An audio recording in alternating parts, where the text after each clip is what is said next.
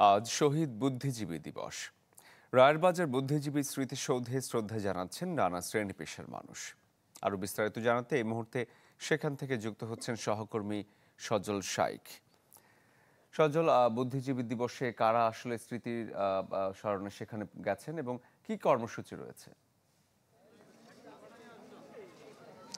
1971 সালে বাংলাদেশের যখন নিশ্চিত বিজয় জেনে পাকিস্তানি বাহিনী এবং এদেশীয় যে দোসররা ছিল পাকিস্তানিদের, তারা কিন্তু বাংলাদেশে যে সূর্য সন্তানরা রয়েছে তাদেরকে নির্মমভাবে হত্যা করা হয় এবং তার পরবর্তীতে কিন্তু এই রায়ের বাজারে যে বদ্ধভূমি নামক যে এলাকাটি, এখানে কিন্তু এখানে এনে তাদের ফেলে দেওয়া হয় এবং এখানে জানেন যে একটা নদী ছিল, সেই নদীতে ভাসিয়ে দেওয়ার একটা চেষ্টা করেছিল।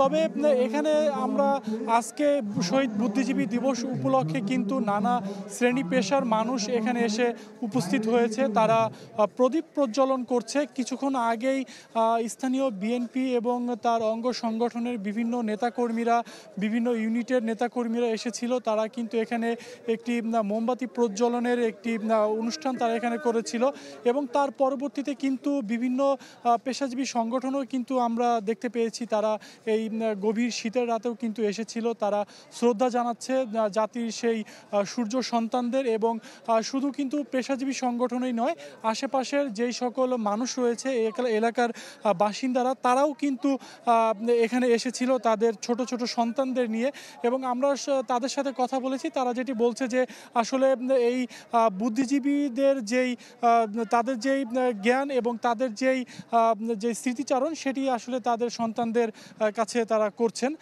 এই ছিল রায়েরবাজার বুদ্ধিজীবী থেকে আমার কাছে সর্বশেষ। সজল, ধন্যবাদ আপনাকে। দর্শক, রায়েরবাজার বুদ্ধিজীবী কবরস্থান থেকে আমাদের সাথে যোগ দিয়েছিলেন সজল শাইখ।